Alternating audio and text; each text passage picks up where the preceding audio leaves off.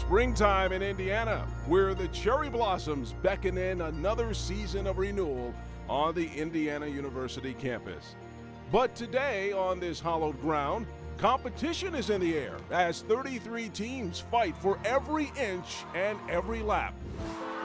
Duke's trying to come around the outside. And we're going to go neck and neck Delta for the Gamma. winner of the Little Five. Dukes and Delta Gamma win the Little Five. Last year, the women of Delta Gamma captured their first title and did so in epic fashion. Will KC Dukes and company pull off another victory? Or will the winningest team in women's Little 500 history, Kappa Kappa Gamma, top the podium for the 6th time? This is the world's greatest college weekend. This is the world's greatest college weekend. Live from Bloomington, Indiana, this is the 26th running of the Women's Little 500 on Access TV. Anticipation building inside Armstrong Stadium for the 26th running of the Women's Little 500 race. Riders at the ready, beginning to warm, and blankets, gloves, and leggings will be in vogue this year. It is unseasonably cold today in Indiana. The Little 500, the women's race today, the men's race tomorrow, all right here on Access TV. Rich Cellini joined by two proud IU alums, Jason Sonnenborn, Hans Arneson. Jason raced for Delta Chi, two top 5 finishes, and Hans and ATO won the Little 5 back in 2006. The focus of this world's greatest college weekend comes around these 2 big days of racing. But Jason, this is bigger than just 2 days. Oh, it really is. The Little 500 is about many things, but especially 3 things. One, building student leaders, and we do that exceptionally well with this bike race and the work that IESF does towards the event. Second, philanthropy. All the proceeds from this race go to scholarships for working students. To date, we've raised over $1.5 million in scholarships for working students, and we're very proud of that. And third, a connection with Indiana University. It forms a lifelong bond. When you participate in this event, you come back and you're a part of it. So we're all connected as alumni. Yeah, how big is the weekend? The town doubles in size. Hans, what does this mean for you as a racer today? It's a really special day, Rich. It is. It's great to be back, and these riders take this race very seriously. Every race that they do throughout the year, whether it's collegiately or in the summer, is seen as practice for today. They're very fired up. They've given up their spring breaks, their winter breaks. They've sacrificed that time to go and train in warmer weather, but they're ready. They're well prepared, well trained, and ready to race. Oh, anticipation for this year's race may be at an all-time high. Before we dive headfirst to 2013, let's take a look back at 2012. Gentlemen, we had one of the great races of all time under the lights. This was a 25th year for the women. It was truly an exceptional race. Balanced field, and in fact, in 100 laps, more action is packed in today in the women's race than many years in the men's race. What a competitive field that we have. We have many of the favorites back this year. Well, they did not run the Hans Arneson Special, which is where you lap the field. We came down to the final sprint. That's right. It was a great sprint last year. It was won by inches. But you know, DG, they're back, they're veteran. They're going to have a great race again this year. They know what to do, they know how to win. They do, and they understand that they are the champ until somebody knocks you off. And you know what? We spent a day with the DJs as they got ready for this big day in the Little 5. Over the 25-year-long history of the Women's Little 500, races coming down to the wire have been status quo, and last year was no different. With a quarter of a lap remaining, KC Dukes turned it on to ride the ladies of Delta Gamma right into the history books.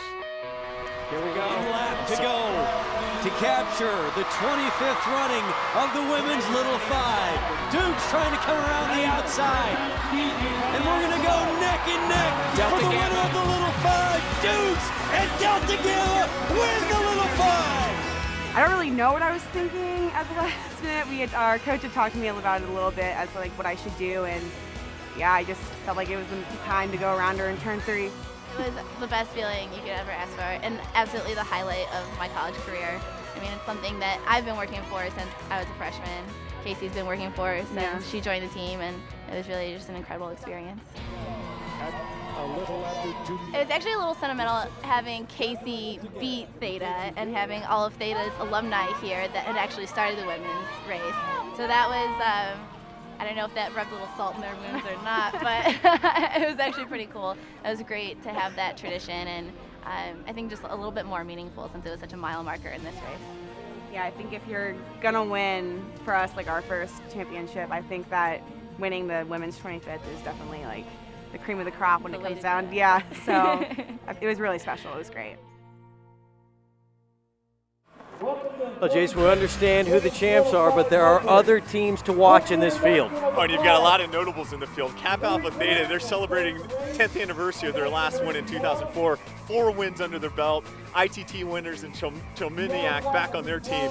Look for a great performance out of Kappa Alpha Theta. We also really like Teter, winner of Team Pursuit, strong, balanced team, wins in 2010 and 2011. They're going to be tough to beat. The team in the green jerseys with the pole position, Kappa Kappa Gamma, they're going to be reckoned with as well. They are. I mean, they're kind of my dark horse this year. They're well-rounded, they're well-coached. I think they're going to have a great race, and if they can stay in there to the end, who knows, they may surprise some of the other top teams. You know what, and they're also a lot of fun. We got to spend a day with them as well. The black flag will be thrown. As the winningest team in women's Little 500 history with 5 victories, Kappa Kappa Gamma is poised for their 6th. This year they enter the race in pole position, and as they prepare for race day wearing their green shirts, they know the rest of the field will be hot on their heels. All of our exchanges just came together right before quals in like the most amazing way, and that has a huge thing to do with getting the pole for us. Like, we like to work hard at our exchanges. Races are won and lost with those, I think. I think it's just the beginning of our season. It just starts us off on a good note. I mean, I think everyone knows that we're a team that normally ranks well. It makes us more hungry too, because we know now we have something like, you know, we've set a bar for ourselves, and we want to live up to that and really just prove that we hopefully deserve that and work hard to get there. Yesterday we were going psycho in the car. I don't even know why. I think it was because we had such a hard workout. We had, what was it, endorphins? We had so many endorphins, so we were just like, ah! It just like really fuels our flame because we want to live up to the expectations that have been placed in Kappa. And I think it's just a confidence booster knowing that we've had such a great program for so long with great coaches that we're lucky. I think anyone's game plan is to break away when you have depth in your team, and I think that's what we have. So we have sprinters, we have riders that can go out there and do long distances, and I think we have a lot of heart. So I think we really want it this year. Yeah. So I think that definitely is going to play in our favor. I mean, most teams say that they want it, but We really want it. we really want it. So much of this is based on tradition. You know, those young women would like to add their own chapter of greatness. Oh, absolutely. Kappa Kappa Gamma with the most wins in Little 500 history with 5, and they're starting where they're most accustomed to. These girls always qual well. They're starting in the #1 slot. They'll be wearing the green jersey, and look for a great race for them today. All right, time now to introduce the 4th member of our broadcast team down to the infield, and here's Jill Savage. Thanks so much, Rich. We are going to have bad weather conditions today, to say the least. It's very windy down here on the track. It's 41 degrees right now, but it feels more like 32. I was able to talk with some of the riders before, and they said they're so excited. They don't care about the windy conditions, and they're just happy it's not raining like it was last year. Now, the good news for all the ladies that will be racing today is that the track is wet and compact, and that might make for the best conditions the women have ever seen, Rich. It is going to be a fast track, and we're going to work our way toward the green flag here and get this day of racing started. The 26th running of the Women's Little 500 on Access TV will be back in a moment.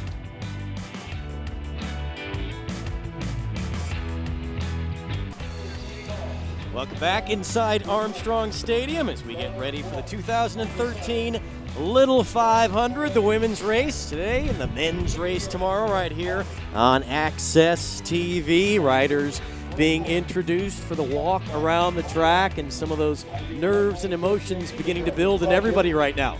Yeah, and they just need to be patient at this point. There's so much pageantry with the little 500. Right now, they are amped up. They're excited. All the women from their houses and dormitories are out to support them. But the race isn't going to start for another 10 to 20 minutes. So they just kind of need to take their time and loosen up. Yeah, Hans, you said one of the more difficult parts is sitting there trying to stay calm as we get ready to go. That's right. You try to stay calm. You try to stay warm. You try to stay focused. And you'll see some of the riders who may be starting this race. They're going to not walk around the whole lap with their team. They're going to hop on the trainer and try to keep those legs warm. Well, Hans and Jason both participated 4 times in this little 500. Hans was the champion in 2006 for Alpha Tau Omega. Time for a little flashback to greatness. Into lap 24, a little over 15 minutes old is the 56th men's little 500 here on the campus of Indiana University. Oh, this is great. It looks like Hans is trying to get away right now. Putting the pedal down hard. This is a 200-lap race. I've never seen a performance like this in the track. This is unreal. Hans has lapped the entire field by himself. Kissing the crowd, Hans knows how to play it up. 1 lap to go to win his first ever little 500.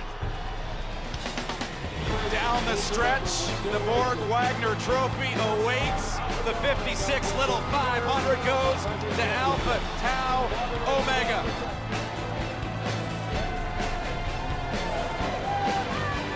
What jumps out most when you look back at those highlights, Hans? I've got chills just watching that. Just thinking back on that day. I mean, it was a great day, great race. Amazing to be back here. I love it. Jason, you were there. You were upstairs calling that race. Yeah, after I've called 12 and I've seen a number of these at this point, and I really believe that was an exceptional performance and unlike anything I've ever seen here at the Bill Armstrong Stadium. You know, the fun part of coming back year after year and watching these races is we see things that we haven't seen before, sometimes very much on a positive side, sometimes things might make you wince a little bit, but we expect a wonderful women's race today. We really do, and that's what's so exciting. The women have taken this event so far in 26 years that you have 5 or 6 teams that are all legitimate contenders today. They are so well trained and have created such an exciting race that I truly believe it competes with the excitement level of the men's race, second to none. Well, some of the things that get you excited are the great performances. Some of the things that make you sometimes cringe a little bit are the crashes, and we've never gone through a race, either on the women's or the men's side, without a few pile-ups. And you know what? Here's a look at some of the things that make the little 500 so exciting. Oh, and there was a crash at the back of the field. Sometimes riders just overlap. Oh, and the cutter riders, we just had a crash. And a pile-up. Huge crash. That's Phi Delta Theta Sigma Chi. Cutters are down. And we've got our first crash in the back of the pack. Absolute carnage. We had a guy on his top tube here. Team number 30. Oh, and a spill by Kappa Gamma. They're not having quite the day they had hoped for there. Oh, look at that. Just get away. And some of the bumping and another little mishap. Just shot all the way on the inside, and what really hurts about that is that you just hit your shoulder and your collarbone right on that cement gutter. Oh, that was not a good exchange. And we already have a crash. Yeah, really just chain reaction crashes, you know. Oh, and then that one you really can't see what happened. Looked like somebody got stuck on the gutter there and just went all the way to the outside. Rider still down. And we've got another pile up on the backside. Our first crash. And it's a huge one. Huge one in turn 1. Oh, we just had another big crash. Yep, and they're still piling up. Gentlemen, you ever been part of those pile-ups, Hans? Unfortunately, yes. In 2005, had a big pile up on turn 1 on lap 1 of the race. Turn 1, lap 1? Yeah, not the best place to have a crash when you have 20-some teams coming over behind you. But yeah, unfortunately, yes, I've been involved. I have the cinder scars to prove it. It's not a fun place to be. Jason, you talk about anybody who's raced on this quarter-mile cinder track. You take a little bit of it with you. It's a badge of honor in a way, and Hans knows as well as I do. It's painful as they're being scrubbed out by the medical staff and when you get in the shower for the first time, but you wouldn't trade it for anything in the world. A chance to compete and a chance to race in this truly unique race on the cinder track. How many people are out there racing on cinder tracks today? Not very many places. It's this is our 63rd year, and we're still excited about the quarter-mile track here at Bill Armstrong Stadium and the history and the tradition that we have along with it. Well, you talk about that, and what was this race designed for at the beginning? To get students involved, and it's grown into so much more that not only students and alum and people, this is something to keep an eye on, to follow, and to get excited about every spring. That's exactly right. I mean, Howdy Wilcox in 1950 saw students whipping around campus on their bicycles, and he thought, fantastic, what a great way to get students involved, get students participating. And in this day and age, we need that more than ever. So 63 years later, you've got leaders building teams of 4, alumni coming back every year to support their teams, and it really is something special. And you talk about real team effort and teamwork. It's not just a one-person race in this. You have to have a certain number of exchanges, and that's also part of the strategy in this race. That's right. With the women's race today, you have to do at least 5 exchanges. And I think we're going to see that today. Here you've got an exchange taking place on the track. This is a bike, same rider, regular exchange. The rider is looking for the bike, taking the hand off, try to grab it in the middle of the bike, and then the other dismounting rider will get out of the way. And you can see really what she's looking for there. She's got a 90-degree kind of slant with her right arm, wants to give a nice, good landing spot so the rider can come into that nice target. She picks up speed. She picked it up pretty smoothly there, Hans. That's right. I mean, the biggest thing there for the rider taking the bike, I think, is to run with it a little bit, get up to full speed, and hop back on that bike. I do a demonstration with riders when I was coaching. We'd show one person who's starting on a bike from a standstill and another one who's running and sprinting and jumping on, and showing them how you get up to speed a lot faster that way. And the bike, also a part of the star of this weekend.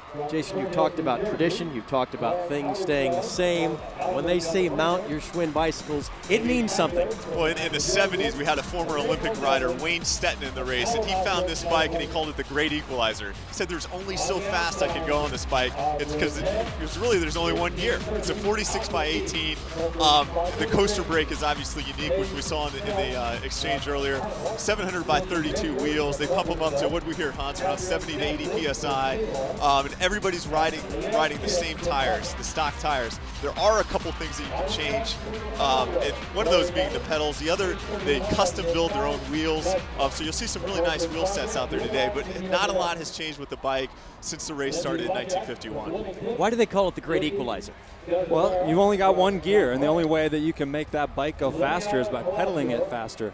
And today that might be a factor. There's a strong headwind on the back stretch. I think those teams who have trained and lifted weights are going to show and be able to separate themselves sometimes if they want to. If they want to do the extra work and go out there by themselves, they'll be able to separate themselves from the pack. Well, you have those teams that are the favorites that we've touched on, the teams to watch. There are also, and we've seen this before, there are some teams that come out of the pack that maybe people haven't quite noticed quite so much, who can make an impact on the race. That's absolutely, and we've seen that in years past. In 2009, we saw Pi Phi sneak up for a victory. And Delta Gamma last year, a strong team, but essentially surprised a Teter team that had one team pursuit and done a whole lot of great things in the spring. So it's not always the favorites, especially with the women this year. I think it's just as balanced as ever. And I tell you what gets you excited if you follow this is the names that are coming back to compete once again. Some people to defend a title, other people for a little bit of redemption. And now let's go down for our invocation, which will be done by Brother Patrick Hyde from the St. Paul's Catholic Center. Attention in the pit area. Starting riders, report to the start-finish line and assume the starting grid with your bicycle. Attention. This new rule, infield access now is closed. Those patrons with an infield pass may not re-enter the infield until the race is completed. As we wait for Brother Patrick Hyde, riders at the ready, everybody getting things put in place. And we see the Chevy Camaro right there as our pace car, and we'll do 3 laps after we do a little more of the pomp and circumstance to get everybody ready before we get to the green flag and begin racing. just like the Indy 500, you see them line up in the grid, 33 rows, and we talked about our founder, Howdy Wilcox. His dad had won the Indianapolis 500 in 1919, and this race has started and patterned after that, the Indianapolis 500. Once again, And so many of the neat carryovers in the state where racing is huge. Yeah, racing is a very important part of the culture, you know, Little Five's kind of no exception to that, but we like speed here in the state of Indiana, right? And so these women are going to get those bicycles moving today. And we will have some fast riders today, especially on this really hard track. The rain that came in and they got that pushed away, and the cinder track. What did they tell us earlier today? Some of the coaches talked about that it felt like asphalt on it. And here's our race information for the day. Bill Armstrong Stadium and our quarter-mile cinder track. Maximum amount, 33 teams, 4 riders per. 100 laps to determine a champion. Any minimum of 5 exchanges during the race. Here's Brother Patrick Hyde. To honor, to respect, and to pray for all of those people who have been affected by the tragedies in Boston and in Texas this week. So if you would please join me in a moment of silence to honor all of those people.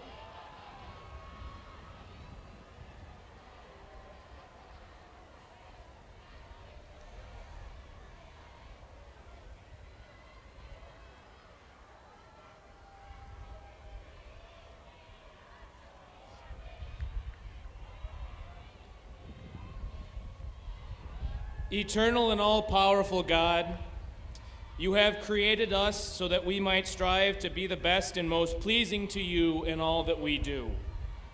Bless all of these competitors that they may compete to their fullest capacity and to the best of their ability, that they may be safe, that they might know your abiding presence, and that the disciplines they have developed may be fully exhibited and sustained through this race and throughout their lives. We ask you, all-powerful Lord, to watch over and bless all who are gathered here in a spirit of joy and competition. We thank you, wonderful God, for all of the work and dedication of those who work to make this day possible, and we ask you to bless them. We pray in a special way for all of those who have been affected this week by the tragedies in Boston and Texas. May all of us come to know your wonderful love and majesty through the experience of this day. We offer this prayer in your holy name. Amen.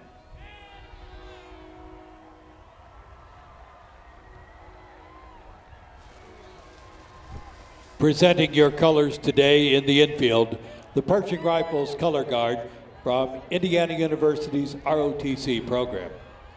I Use Pershing Rifles is a competitive drill and honor squad that consistently receives high marks in national competition. Ladies and gentlemen, and now coming to the platform, we introduce two-time Grammy Award winner and member of Indiana University's faculty from the Jacobs School of Music, Sylvia McNair. Sylvia, of course, an alumnus of Indiana University, originally from Mansfield, Ohio. Please rise, remove your caps, as Sylvia McNair presents our national anthem.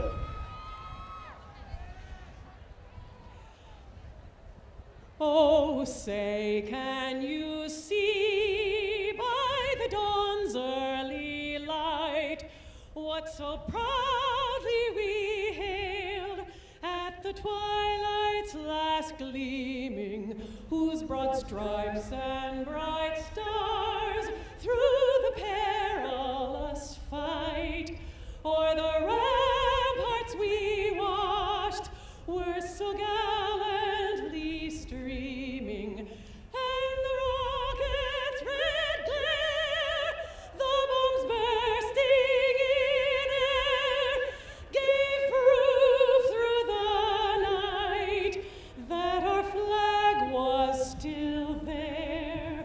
Oh, say does that star-spangled banner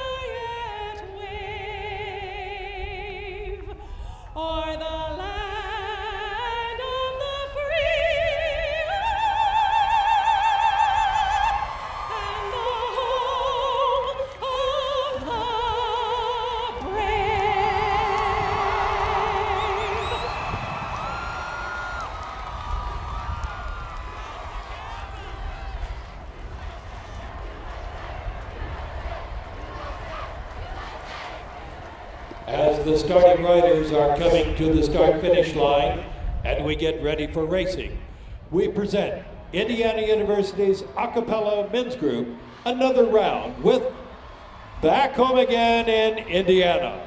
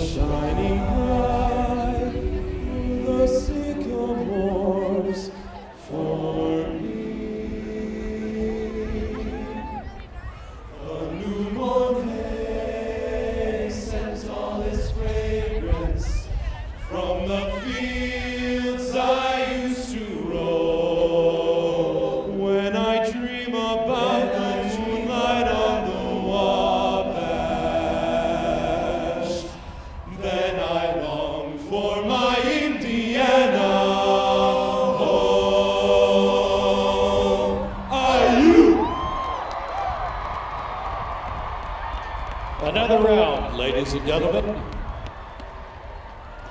If you are in the infield and not wearing official credentials as a participant or official, please move to the stands or spectator areas. Only properly accredited personnel are permitted in the infield during the race.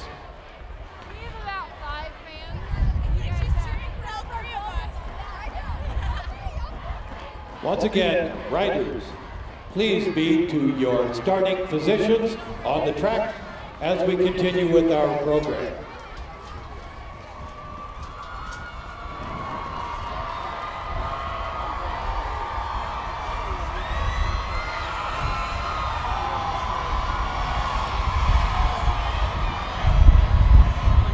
We welcome to the stage today's race starter, a veteran, a member of Indiana University over the years, and currently IU Student Foundation staff member, Jewel Baker. Jewel has been a member of the Student Foundation staff for 25 years. We thank her for those great years of service, and please join us in a round of applause as we offer appreciation of Jewel Baker for all she has done for the IU Student Foundation and the Little 500.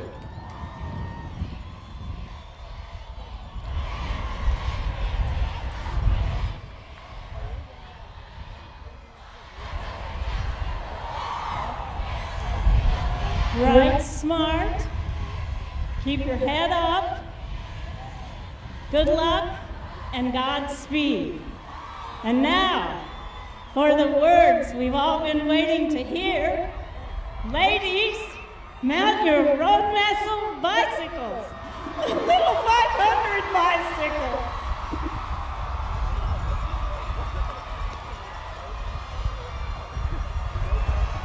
They'll do a few warm warm-up laps, 3 to be exact, and then we will drop the green flag and get the 26th running of the women's little 500 underway. It is windy, it is cold, and it is beginning to spit a little snow. Yeah, truly the strongest is going to endure today, Rich. They're going to need to they're going to need to buckle down and win this one with fortitude and strength. It's not ideal bike racing conditions, but then again, you have what you have, and they're going to go out and give it their best shot. One of the great events in America. The race is next when the 26th running of the women's Little 500 on Access TV returns. You wait a year to get to this point. And it all comes down to this, that you can see them, I think they're on their second warm-up lap here. You see the front row, Kappa Gamma, Jackie Stevens, you see Delta Gamma up in the front row, that's Wing It. And then you got Kappa Alpha Theta on the outside of row 1. And in row 2, the Delta Gamma are defending champs, Teter, who everybody has a little asterisk by. It's a team to watch and where they're located in the pits. So many storylines to follow throughout. Gamma Phi Beta, team I used to coach. Wish the girls well today. Sonia Arneson is down there coaching them, a little sister. A little family connection for Hans, trying to get a #1 victory today for Gamma Phi Beta. And there's a lot of family connections throughout this race. You see Pi Beta Phi there on row 4. They're a team that won in 2009. The 2013 Women's Little 500 is underway. And you see Kappa Gamma taking it strong right out of the gate there. That's Jackie Stevens on the bike for them. An experienced rider, and she knows the safest place to be and the best place to be on the track is in that pole spot. That's absolutely right. You want to be on the front, especially in these first few laps. You never know what's going to happen, so you're going to see a lot of jockeying for position right here.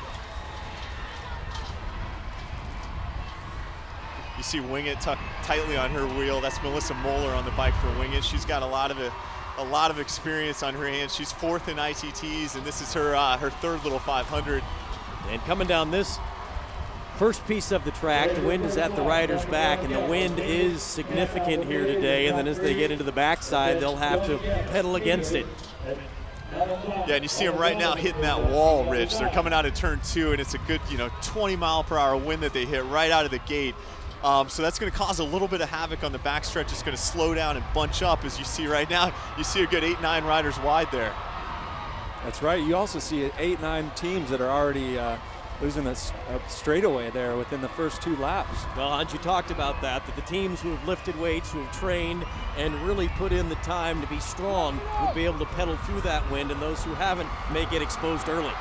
That's absolutely right. I think those strong teams are actually looking forward to this 100-lap race and separating themselves, really showing their strength, flexing their muscles out there. Speaking of strength, you got Teter on the front. That's Emma Coughlin. Emma's a very experienced rider. Her older brother David rode for the Cutters. Emma with a top 10 finish in ITT and missing out. I mean, I really think Teter's going to ride aggressively today. Their coach Chris Wojtowicz has had his couple Little 500 wins in his belt as well, and he always rides an aggressive race. So I think Teter's looking to get some laps in early, but ready to pick up the pace in the second half, laps 50 to 100. Chris Wojtowicz, the only person in Little 500 history to, as a rider, lap the field and then coach a team that lapped the field. So he's looking forward to today's competition. Delta Gamma, the defending champs, now take the lead.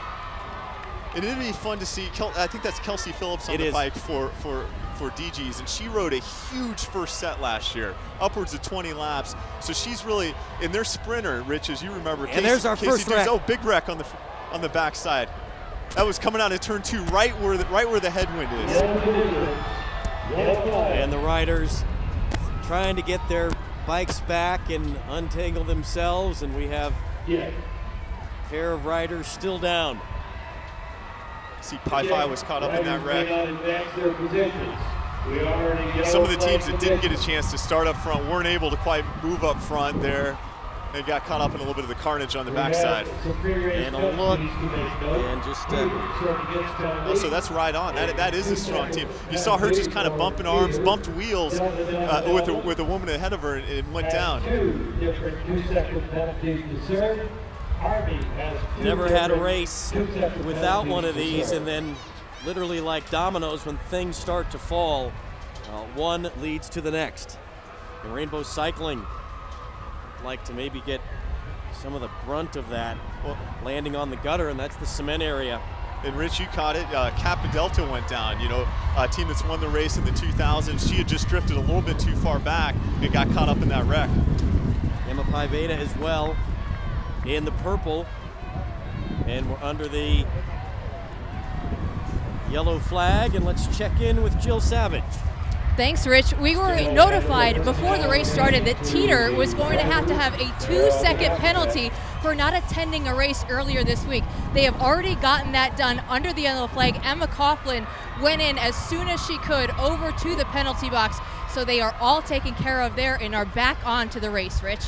Thanks, Jill. And they didn't, Coach Wojtowicz didn't think that was going to be a big problem. Hans, you had to serve a penalty the year that you were the champion. Coach Wojtowicz talked about it, that, it's unfortunate you get a little piece of miscommunication. Some people don't show up where you think they're going to be. He said, the ruling is the ruling, we'll serve it and quickly move on.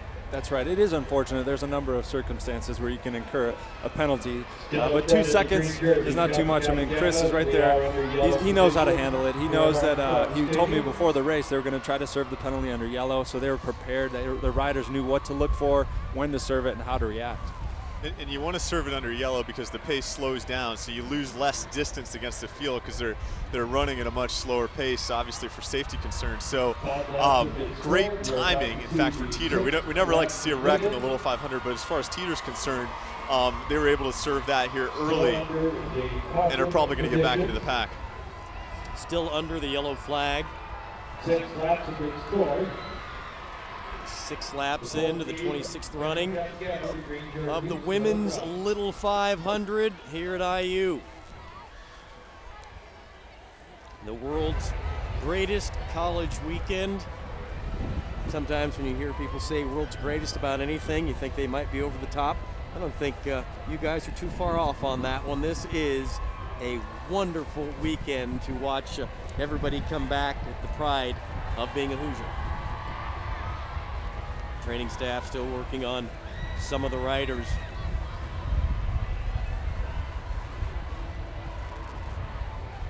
Victoria Bird, the senior, and she was the one who ended up landing right on the gutter area that is cement. So that's Team Rainbow down there. In fact, I stopped by to ask them a little bit about it. They're named Rainbow, in fact, for equal rights, regardless of influence or decisions that people make in their lives, which is a great cause. So representing GLBT and the Rainbow Cycling team. And you see the Rainbow Pit trying to...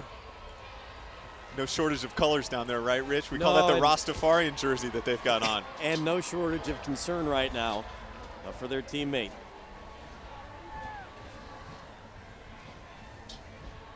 Kappa Kappa Gamma, Delta Gamma, Kappa Alpha Theta, and Wing It as well, and everybody under the yellow caution flag, just keeping that steady pace, and you have to be careful not to creep at this point.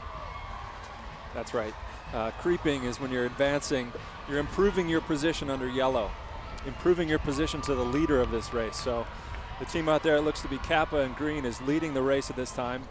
They can set the speed. They're kind of told by the pit judges on the judges on the infield here as to what speed they should ride, and then every other team is supposed to maintain their distance to the leader. So you can talk to the judges on the infield and ask them, am I going the right pace? Am I not?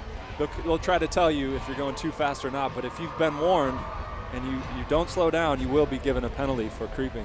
Well, even though these are under yellow, that these laps do count, which in essence shortens the race. It does shorten down the race, Rich, and it slows down the race. And in these cold conditions, and actually the women might not like it that much. They want to be out there and they want to be pedaling, working very hard right now. We're at lap 8, so this has been a longer yellow than normal. Hopefully we can get back to green here soon. And hopefully that rider is all right who crashed with Rainbow Cycling. Still in the yellow flag conditions, 8 laps have been scored. That was Victoria Bird, who went down for Rainbow Cycling. And you see a lot of the contenders still up front, right, Hans? We've got Kappa Gamma. They're the leader on yellow. You got Kappa Alpha Theta. You got Delta Gamma and Wing It. Wingit's the team there in black. So a lot of the favorites are together. And what kind of things are you thinking about as it's getting ready to go back to green?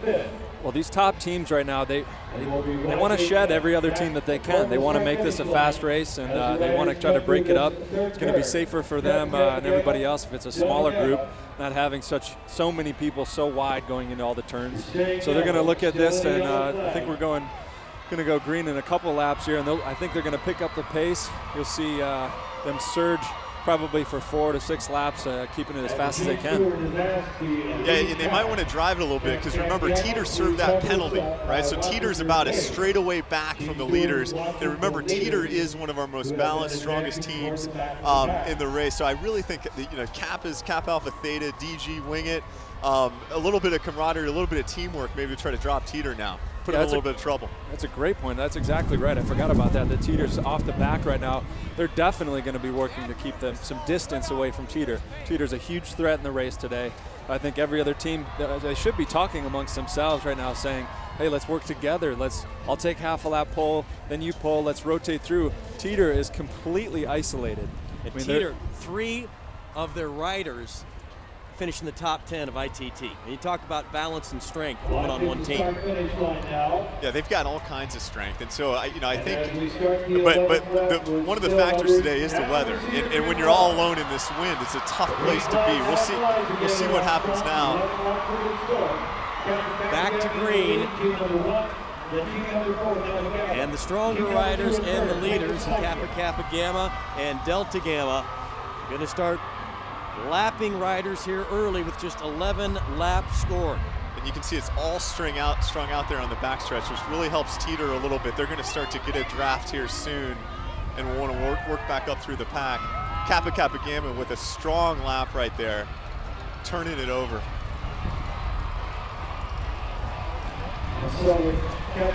Yeah, Teter is just turning it on. They've caught back to the pack. I mean, it's very strung out right now, but they're able to find a draft here and bob and weave their way through the pack.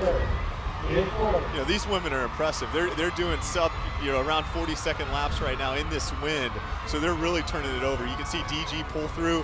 Her back's flat. She's just trying to be as arrow as she possibly can into that 20-mile-an-hour wind on the backstretch. Emily Lobig.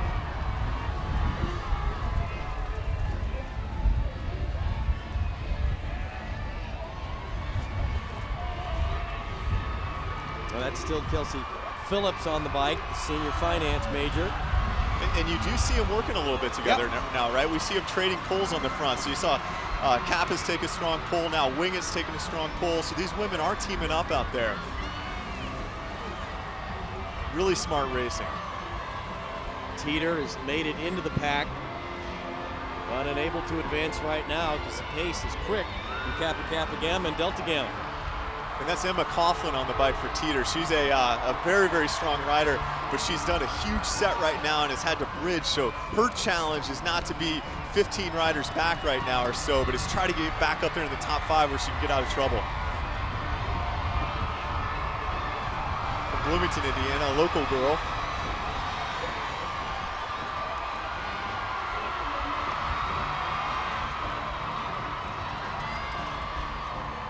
Kappa's pull off, and nobody really pulled through there. And see, that's what they need to keep it hot. So you see the team there in the red. Who do we have there, Rich? Pulling through, trying to keep it hot. That's Melanzana, the team in the red. And Teter finally comes in for an exchange. So Emma with a huge first set, serving that penalty, catching back up to the pack, handing off to Lisa Hutchinson. Hutchinson, the sprinter, for the Teter team. The Teter team that we reckoned throughout this 100-lap race. And now you've got a fresh rider on, so I don't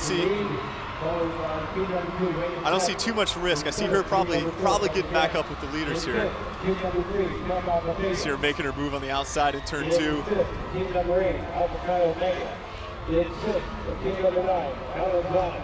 Indeed they do, and they're right back in it. That's right, Lisa is fired up. I was talking to her earlier before the race. She is fired up about this race.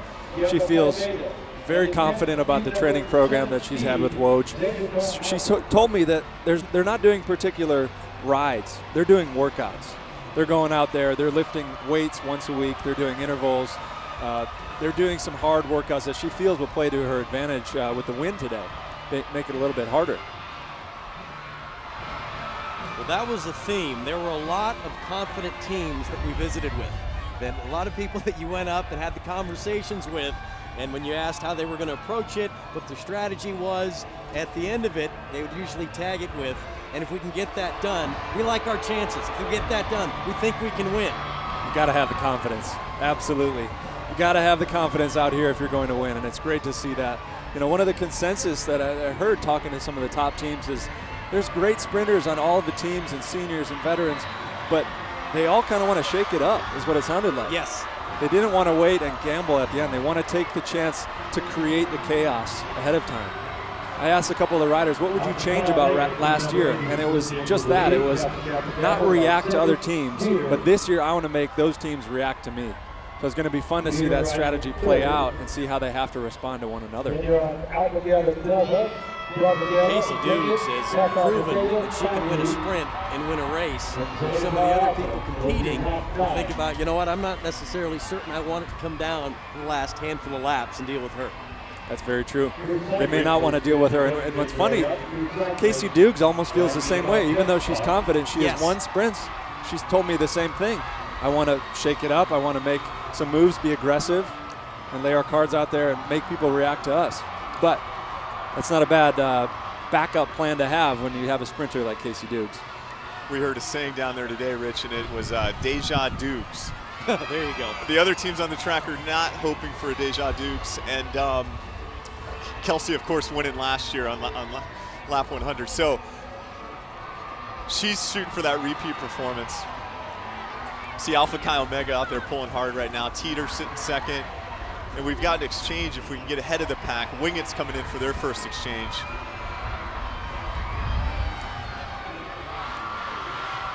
Alpha Chi Omega not trying to lend any ground there for that gap on the Wingett exchange. Great exchange, though. Puts her right back in it. Yeah, good gap on that first set by Melissa Moeller. Wingett coming out strong.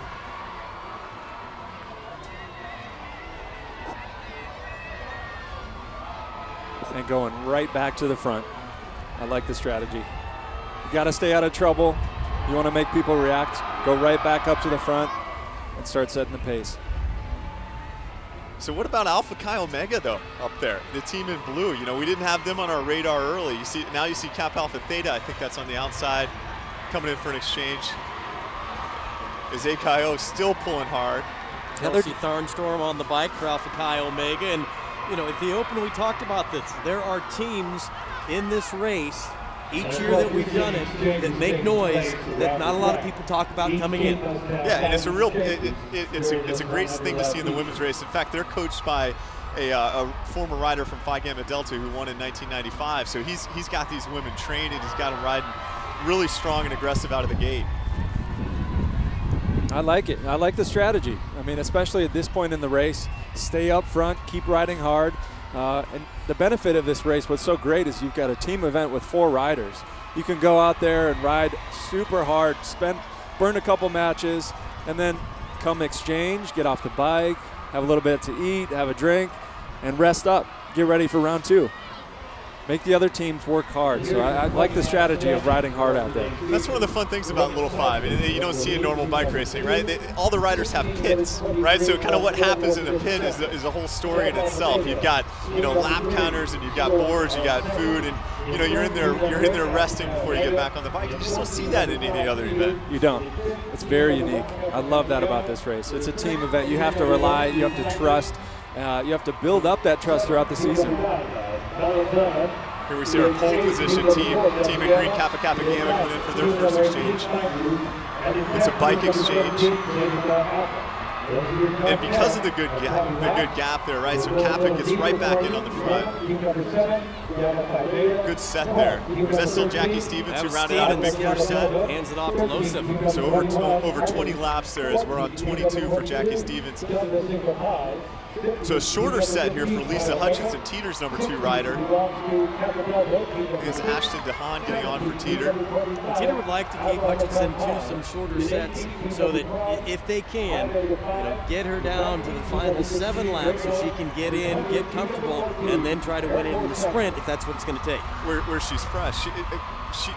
When she was talking before the race, she said she was on the last lap last year and she got beat. And she said, I learned so much last year just by being there. I feel prepared this year. And you've got to believe that. And the team's a little bit, better prepared as well. That's exactly right. I think experience and awareness is so important. And you see DG here getting set up for an exchange. And that's one thing that they have is experience. I think they have 7 Little 5 races under their belt between 3 of their veteran riders. If they do, that's the most of anybody, Hans, and they're going to come in for their first exchange. And Pam Lobig told us that DG's, she coaches them so they can coach themselves. And she said it's not a set number of laps. You ride until you've left it all out there, and then you give it up to somebody else. And here's Pam's sister, Emily Lobig, now on the bike. Which is a really progressive thought in regards to coaching. Years ago, coaches would write down all the laps that every rider was going to ride and have all this strategy before the race. And the trend now in the race is to equip the riders to essentially react and have the ability, just like you said about Pam, she trains her riders to be able to react and do their own thing throughout the race and keep racing.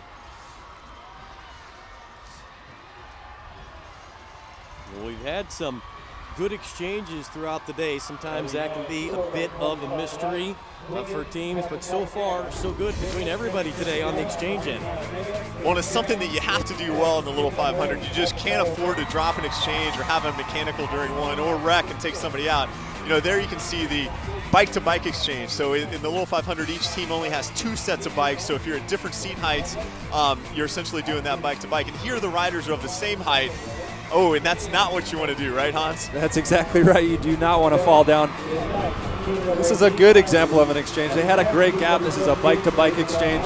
And like Jason was mentioning, with riders of different heights, you've got a mechanic on the infield who has his second bike at all the times when it's not on the track. They may be adjusting the seat height, the handlebar height. They're getting it set up and dialed in for that next rider who's going into the race. Sometimes when you have inexperienced riders, and we've seen this in the past, they don't understand about all the traffic coming behind you and trying to come in for exchanges and not understanding the entirety of what's going on in the race. And we've seen some scary accidents just from people who are focused on trying to get in for an exchange and not knowing all the traffic that's around you. It is such a work of art. In fact, we use the term on the front stretch, sometimes when it looks pretty, it looks like a ballet. And on the back stretch, when it looks real ugly, it looks like a circus. It's all over the place, right? So when you've had a couple years under your belt and you know what's going on, your goal is to make it kind of a ballet, if you will, a work of art.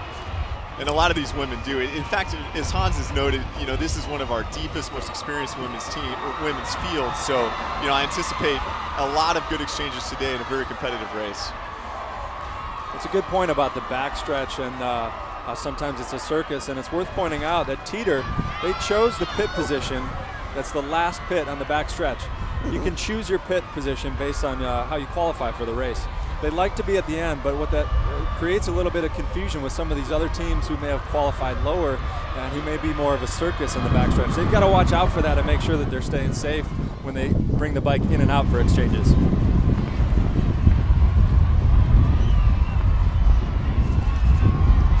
See Winged still on the front there. Wingett's riding a great race. Bree Kovac is their coach. They've yet to win, but they're riding like champions today. That's right, and Bree Kovac was a champion for Teter. That's right. They've got 2 coaches down there. One Sarah Fredrickson from Roadrunners and Bree Kovac from Teter, so they've got a lot of knowledge in their pit. Joining the quest for glory, the ladies of Rainbow Cycling, riding for both purpose and a spirit of competition. Whether it's for your sorority sisters or to just flat out stand atop the podium on race day, most teams take to the track with one goal in mind: winning. But since 2006, the women of Rainbow Cycling have been quietly solidifying their place among the powerhouses, while ever mindful of IU's GLBT community. We're able to recruit members even though we're not the most successful team and we're not the strongest riders, because we're riding for a cause, and that's really unique. There aren't that many teams that are doing that, so I think that kind of attracts people to ride to us. To be on the team, you don't have to be gay or lesbian, but if you support the spirit of competition, I think it just gives me that little extra boost, just that I am riding for something. It's not just my friends or people that I know, it's other people too. I feel like this race is very Greek dominated, so a lot of people have these huge support bases because their whole house, their sorority or fraternity will come out and support them. And because we're riding for this cause and to represent this group of people, they also come out and support us, and that feels really good to also be a part of something. Last year in the women's 25th anniversary, I felt really proud being a woman in the race because we haven't always had that equality. Before 25 years ago, women rode tricycles in the Little 500, and we've come so far. Just knowing that we can do what the men do, and it's shown now, and people believe it, it makes you feel really good. Well, nice story there, and Victoria Bird injured early in this race. Went over the handlebars in that pile up and landed on the cement gutter and had to be tended to by the training staff. And we're back to racing inside here at Armstrong Stadium. And there she's out of the tent. That's the good news, and arm in a sling. That's the bad. And you see that a lot in cycling. I don't know if it's collarbone or what it is, but a lot of times when you go down and you roll over the handlebars, you do throw off a collarbone. So she's going to be okay. She won't be riding today, but yeah, it's good to see her up and walking. It could be a wrist, it could be a collarbone. Both are not fun to break, but it's good to see her up and walking around. And supporting her teammates. All spring she's been out there with her teammates, and she's not going to let them down now. She's right there supporting them, and that's great. Here we see DG getting set up for another exchange. Oh, do we see 2? This is the ballet effect on the front side. You got DG's, and now here Kappa Gamma as well. Both going to exchange, and that's what Teter talked about being on that back side. He said, Coach said they can't tag us and target us, much like they would do in the past. Well, and what Teter's doing right now, they're cued a little bit off the Kappa Gamma and DG exchanges on the front, so they get to see it first, and then hopefully they ride a wheel out, and then they get a big gap down the backstretch. And they're going to do an exchange themselves and try to keep pace. That's Mackenzie Lloyd getting on the bike for Teter, a first-year rider out of Bloomington, Indiana. And she probably won't ride a ton in this race. So right now she's getting on, trying to feel it out a little bit, shake her legs out. And she won't have a big limit to ride too far back in the pack. Coach Wojtowicz, I know, will want her to drive forward and get up front in one of those top 4 or 5 positions.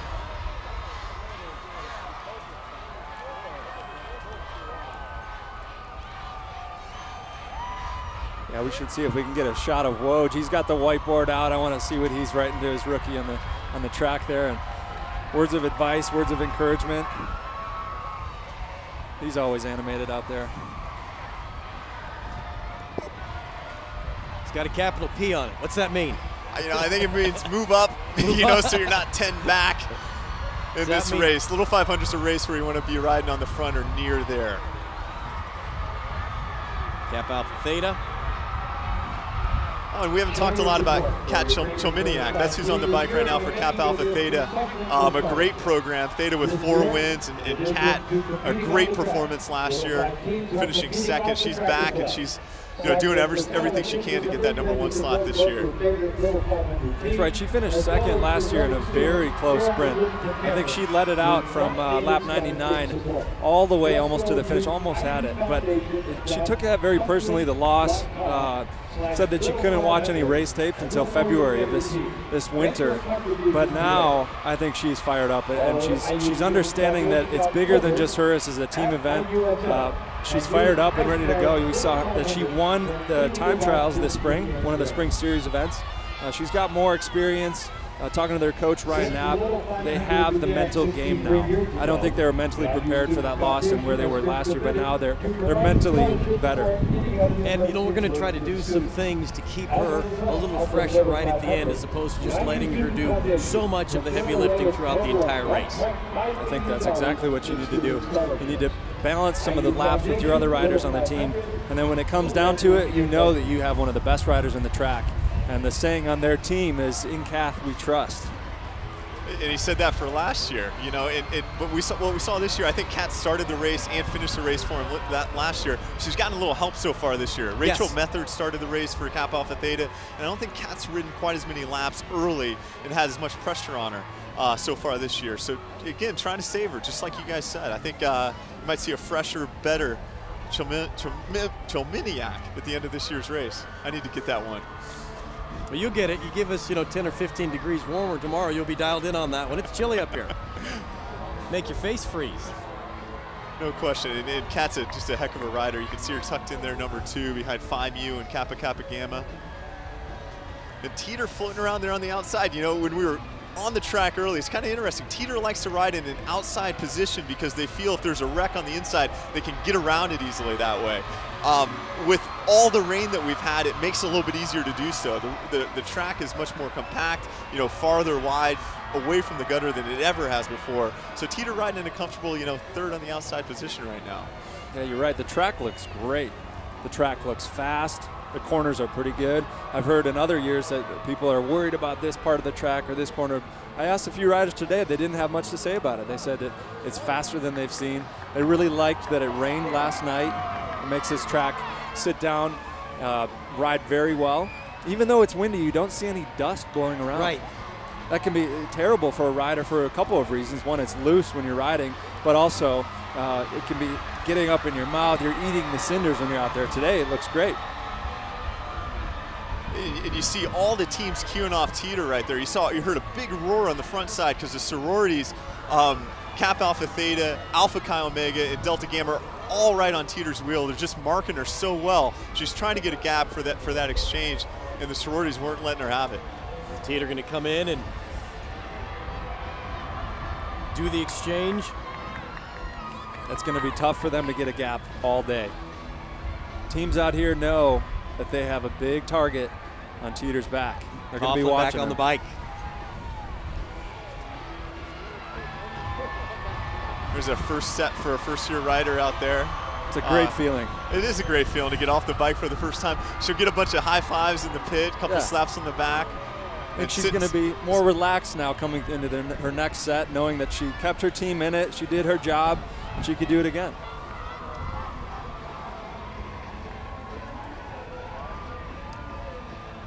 So we've got a big women's field here today, and a lot of teams on the lead lap. We currently are riding on our Soviet flag. The white jersey of We're seeing on the lead lap. We're seeing Kappa Gamma. We're seeing Winged Cycling. We're seeing Kappa Alpha Theta. We've got Delta Gamma, of course, and Teter. Alpha Chi Omega, the number 18. Number 9, Melanzana. 11, Cru Cycling. 17, Zeta Tau Alpha on the lead lap still, and number 18, Phi Mu. A lot of teams. A very competitive women's race. Sarah Waters out in front for Alpha Chi Omega. She's going to push it for an exchange. And you see her just fighting that headwind on the backstretch. Just absolute agony, torturing the pedals right now. Just trying so hard to get a gap for her teammate. She's got a little one. But really, this is one of the windiest years I've seen, guys. I mean, it's howling down the backstretch. It's just tough to get anywhere. And it's been constant throughout. Oh, yeah, it's not going to let up in the afternoon at all. Alpha Chi Omega We got the exchange off. 42nd lap out of 100. The women's little 500 from Armstrong Stadium. And the thing about that 46-18 gear, you know, once you get it topped out and you can't turn it over any faster, there's no switching gears. There's no like easier way to go. You're just you're pegged. And you saw Alpha Omega just peg herself right there, get a good gap, and bring it into her teammate. She did. She did a great job. I mean, it's a tough gear to turn over in a headwind like this. You got to give it everything you have just to try to make it down that back stretch. I think otherwise you want to try to find a wheel. If you're not going for a burnout, you want to try to find a wheel and conserve as much energy as you can in the back. Wing it. Able to transfer the bike over for the exchange. And you talk so much about those lead teams. Now we've got a pack of 10 all bunched together out in front, jockeying throughout. We said we thought this was going to be a really tight and exciting race. We're not halfway through yet. It's shaping up to be just that. It's shaping up to be a great finish. You know, you've got so many competitive teams and you've got this serious headwind. I know that they're thinking the last half of the race they're going to make it. And with this headwind, it's just tough to take too much out of your opponents. You know, they're looking to kind of sit in right now and eat up some laps as we're on lap 42. Yeah, you're right, Jason. I thought, talking to teams earlier, like I mentioned before, they want to have strategy to mix it up before a sprint, but I really think reality is setting in and finding out how hard it is to do that and how much effort it's going to take to get away. We're going to see here soon, I think, if somebody tries to make a real good attempt at an attack, but they may not be able to. It may prove to be too difficult. Not a smooth exchange for Kappa Gamma. And you see the teams on the front there. That's Wing It and Teter. You got a Delta Gamma exchange coming in, our defending champion. They're not trying to allow too big a gap, but the DG rider just did a tremendous job. Bringing it in. I think that's Dukes bringing it in. Back to Kelsey Phillips. You're not seeing it on the screen, but she's going to enter very near the front. There she is. Great set out of Casey Dukes. Great burnout. Great way to set up her teammate. You know, she's just looked fit all spring out here. She won missing out in a very similar fashion to winning the race last year. She's got all kinds of targets on her back. I mean, the question will be, can she deliver? She's got all kinds of pressure today. Dukes, the senior, trying to keep the yellow jersey for Delta Gamma. We'll step aside and break away from racing. This is the 26th running of the women's Little 500 from Armstrong Stadium. Student body out in force. And what you hear all weekend when you're around here is there are memories that will last a lifetime. And we've seen a few spills, but yeah, indeed, looking great.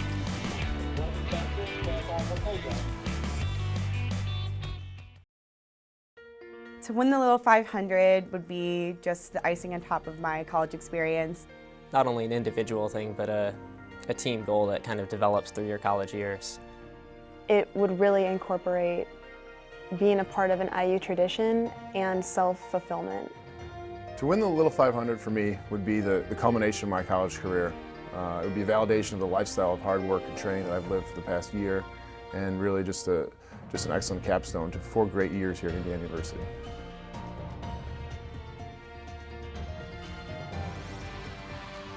Back inside Armstrong Stadium, Rich Cellini, Jason Sonneborn, Hans Arneson, Jill Savage down on the infield.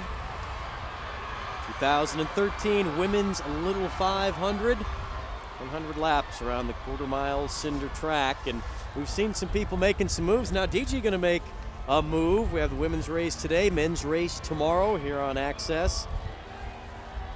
That's right, Rich. Delta Gamma's just been getting good gaps throughout the day. They took advantage of a hard teeter pull right there and came whipping around on the outside of turn 2. We've seen teams try to turn it over fast and create a little separation. Nobody's been able to do it.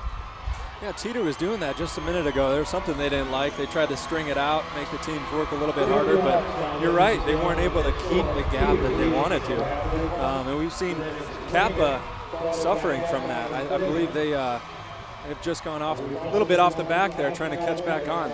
That's right. Kappa Gamma is in a little spot of difficulty right now, 200 meters or so back. They're trying to close, and as this pace slows down a little bit, as Lisa Hutchinson on Teter pulls wide, Kappa's in green, may have a good chance of catching up here. Catching a little bit of a draft off the tail of the peloton.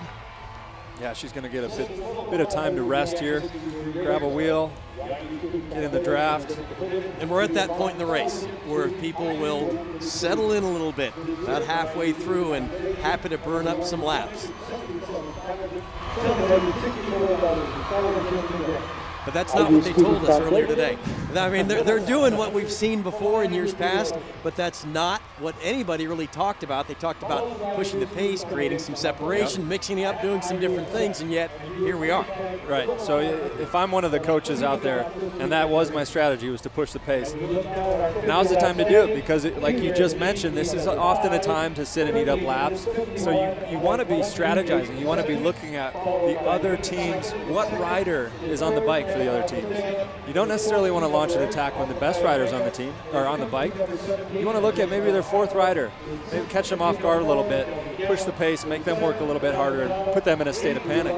You just saw just a monstrous gap there for the winged rider, Melissa Moeller. She got a huge gap for her teammate, just setting her up excellently to get back right with the leaders. All right, let's go downstairs to the Teter pit, and here's Jill Savage. Thanks so much, Rich.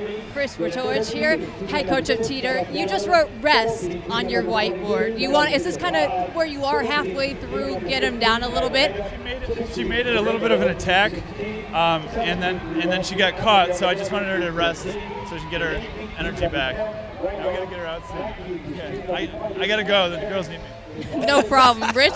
Back up to you. You know what? That's Jill. Let him go, Jill. Don't hold on to him. That's right. Coach Bertowicz has always been very accessible and great to us. But you know what? You see right there from the coaches and Hans, the Open you talked about. There are no contracts to renew. There are no sponsors. But you know what? This is extremely important. And you see it right there as a former rider for the Cutters and now coaching Teter. Yeah, he's very focused. I mean, Chris is a great coach. I've been down there in the pits as a coach before. And it's very distracting with everything going on, and your vantage point from down there in the pits is hard. You want to be aware, and the only way you can communicate with your riders is with the whiteboard, like you say. There's no communication devices allowed in the race today. So every lap, you're sitting there, what do I want to tell the rider this time? That's your only way to communicate. So I'd say the biggest skill that I would try to teach a rider is to have awareness of what's going on, kind of like Pam Lobig talked about with her riders.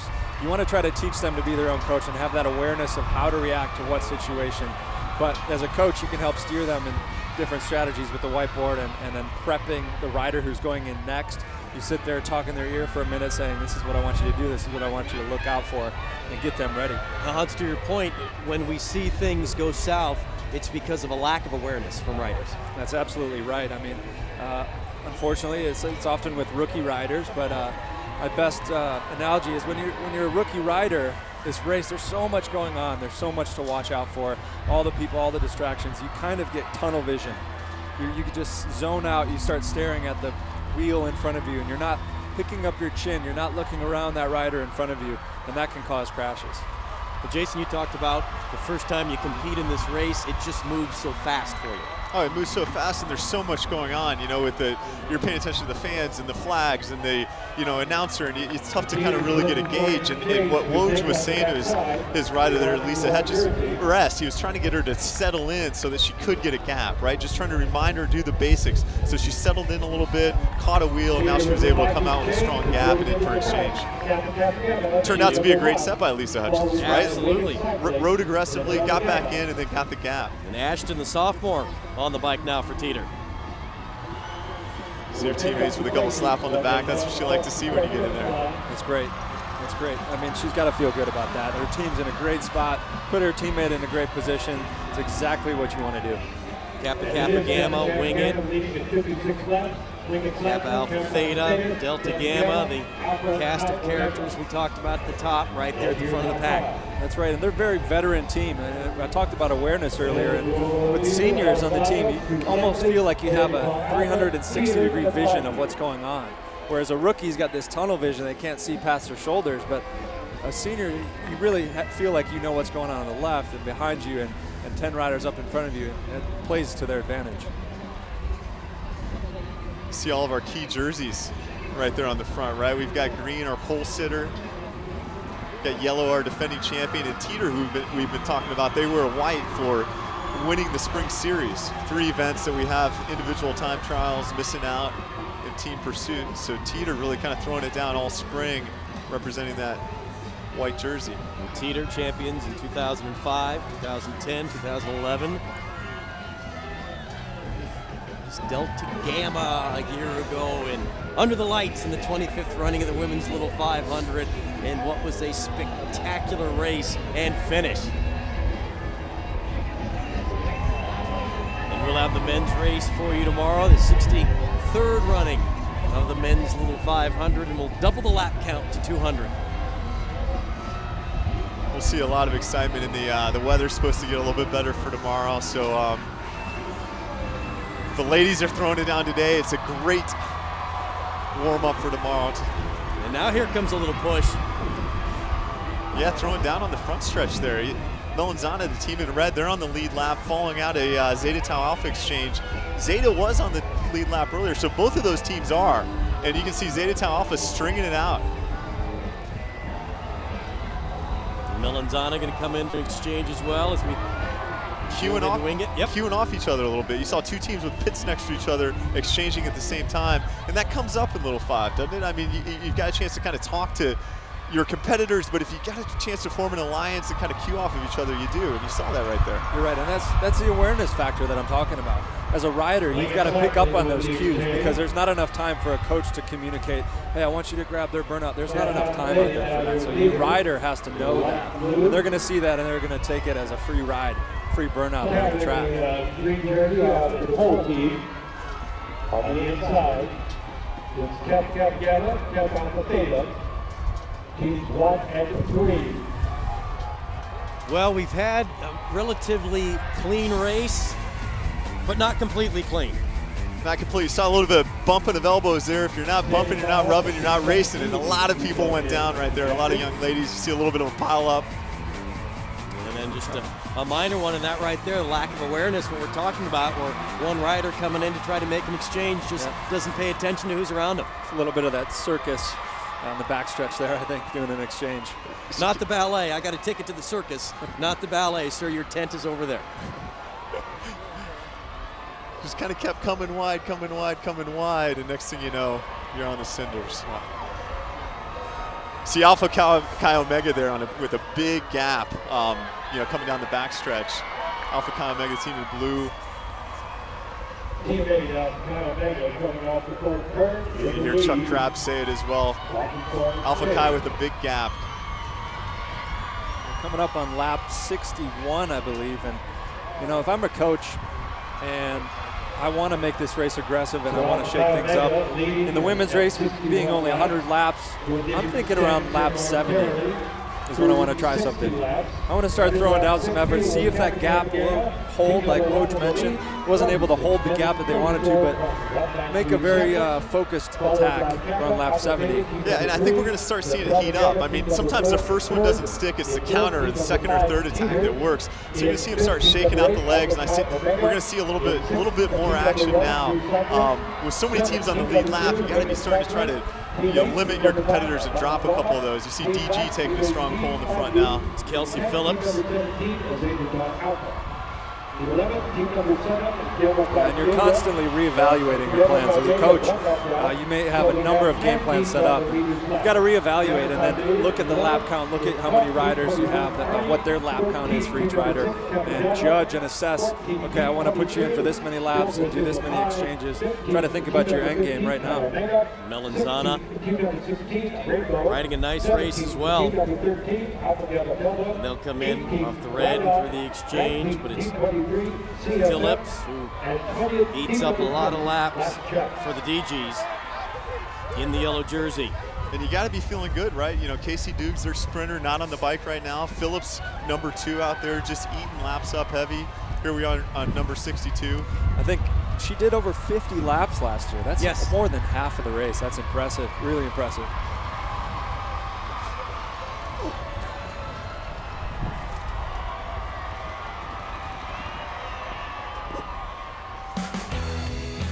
The 26th running of the Women's Little 500 on Access TV.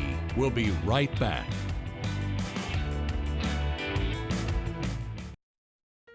Race day is a calm chaos. As soon as you step through the fence and you're on the infield, everything else doesn't exist anymore. It's only you and your teammates in the track. Race day is the culmination of all of the trash talk and banter and competition that builds up throughout the year. One day that you train every single day to work up towards, and it's just the time to see all your friends, all your family standing behind you, supporting you. It's sort of the culmination of all of your efforts and all of these thousands of miles and hundreds of hours of training that you've put in over the past 12 months and even years before.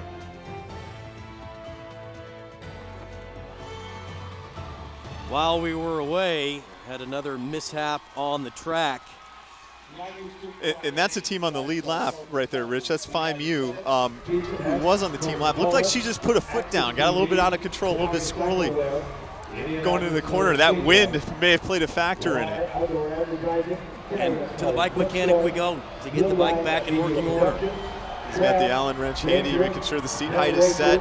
Yeah, those guys are so important to your team. I mean, they're ready for any situation. They've got extra parts on the infield. They're quick to react. They've got their bike stand there ready to fix anything. Well, you two understand this better than anybody, but we talk about team. It's not just the 4 riders and a coach. Yeah, and with only 2 bikes, I mean, Hans's point around the mechanics is huge. I mean, if one bike goes down and you have people with different seat heights, no moss, right? So you've got to get both those bikes running.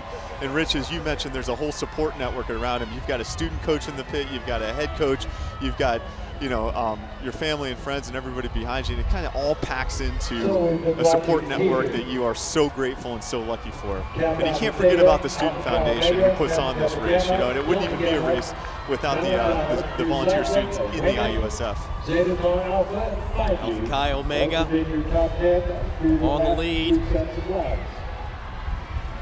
Alpha Chi Omega just riding a great race. We didn't talk about them beforehand, but they've got some experience and they're riding up front and riding in great position and showing their strength. Sarah Waters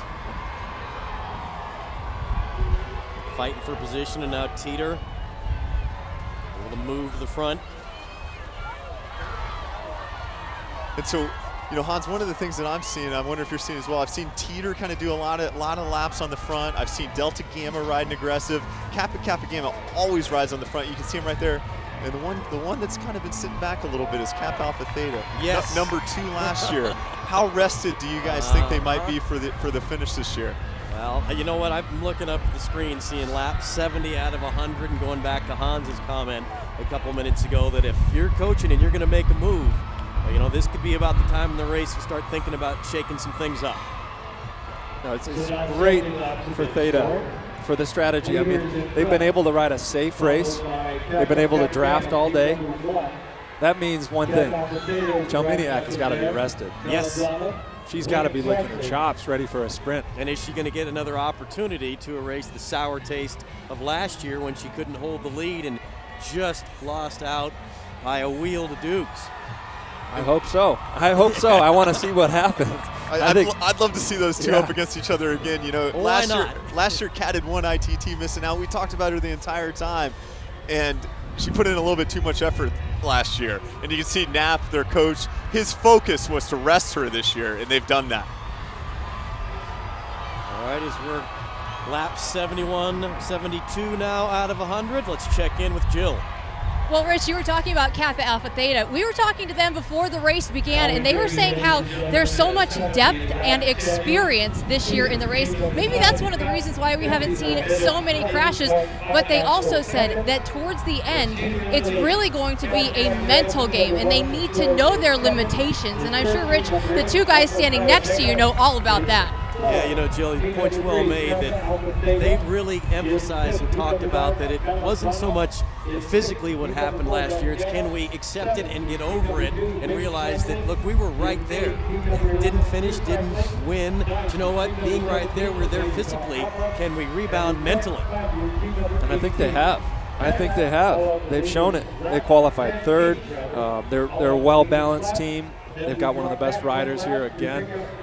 She didn't just give up.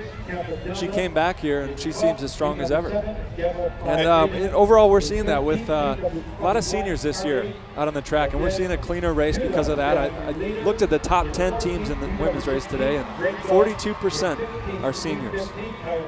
I think that speaks for the safety of today's race. They kind of have that awareness and know what's going on. Well, it speaks to what we're having today, and that's an outstanding race. And next year we'll have a lot of new fresh faces that we'll see.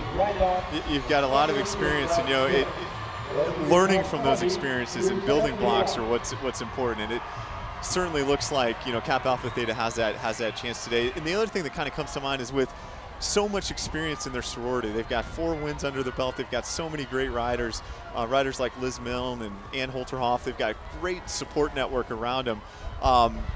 They've got the confidence, and now the riders on the track have the experience to come back and win this year. B97, Pizza X, Coca-Cola, Access TV, Canary Central there. So there you can see McDougal, Kappa Alpha Theta.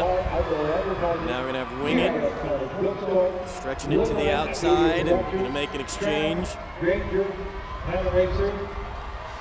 Kappa Gamma in the green.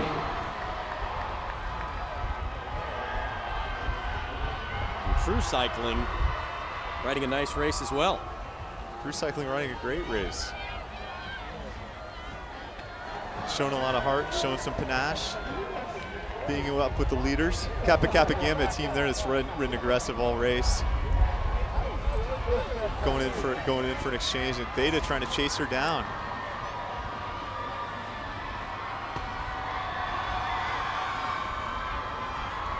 Looks like she's setting up for an exchange as well as with Kappa here.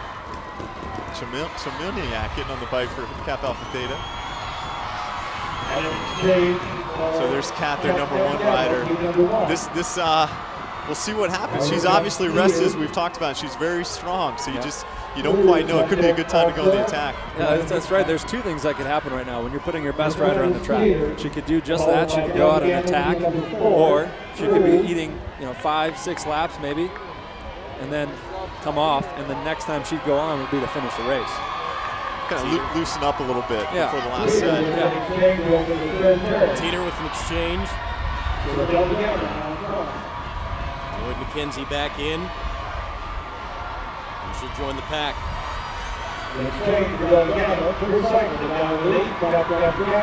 Delta Gamma with the exchange. Kappa Gamma at that moment in Cru Cycling trying to take advantage. Opportune time. Kappa's just kind of snuck off the front there. Kappa Gamma and DG's pits are very near, so I wonder if they thought there was an exchange and the Kappas have snuck out. There's a little bit of separation right now. Teter having to chase. Just plowing into that headwind down the backstretch. It looks hard out there. You can look at their face and see. It's been there all day. Yeah. The wind hasn't let up for a minute.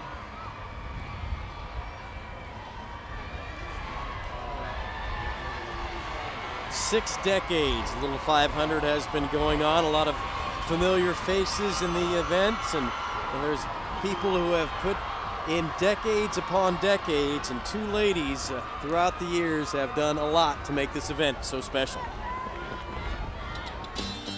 With all the hype and excitement of a professional sporting event, it is difficult to remember the Little 500 is and always has been a student-run occasion. Aiding those students are the unsung heroes of the event's support staff. When are the pace cars coming in? The students will be driving them into the infield on Thursday night. I'll have to admit, I'm from Bloomington, and I had never been to the race.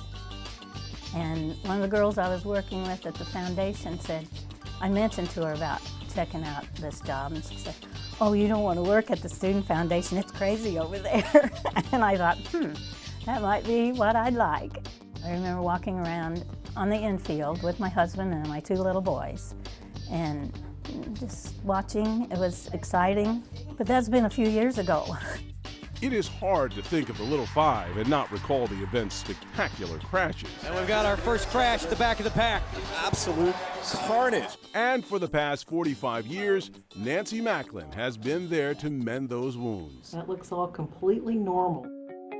That was in 1973, and the old stadium, which is now an arboretum, it was only men, had no women's race then, and they just went hell-bent for leather. They're so much safer now. Certainly they still wreck and have abrasions, road rash, if you will, but very few fractures, very few serious injuries. Mostly it's just bad scrapes with the black, muddy stuff from the track that gets in. For 63 years, this intramural event has evolved from its humble beginnings into a national spectacle. And even though Jewel and Nancy aren't quite ready to pass the torch just yet, the next 63 seems bright. It's exciting, and it's very refreshing to see the students who are actually riding, who have put so much work into it, and to see all the Student Foundation students in the background who have worked so hard to get it organized. And it truly is a student-run organization, and I get a kick out of telling these old stories. Someday they'll probably tell me, no, stop, we don't want to hear those old stories anymore. Hours and hours of work and training by our students and by the riders have gone into the races, and then it all comes together. But it's such a beautiful event, it really is. Back to racing here at Armstrong Stadium. Oh, we've had all kinds of fireworks. We've had a couple attacks. You know, Teter on the attack. There's Kappa Alpha Theta. They were on the attack, coming in for an exchange. They've got a 200-meter lead right now. And a fresh rider on. Kappa Gamma going to do an exchange as well, and Teter's going to try to take advantage. And we're really starting to see it mix up here on lap 81 now. The teams are starting to, cat's out of the bag, and things are starting to move. Yeah, we saw Chelminiak do 6 laps right there. I think she's going to get back on the trainer.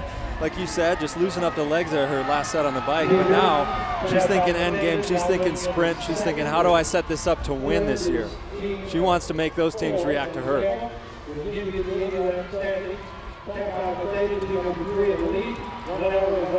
Teter doing a lot of work again out in front in the wind.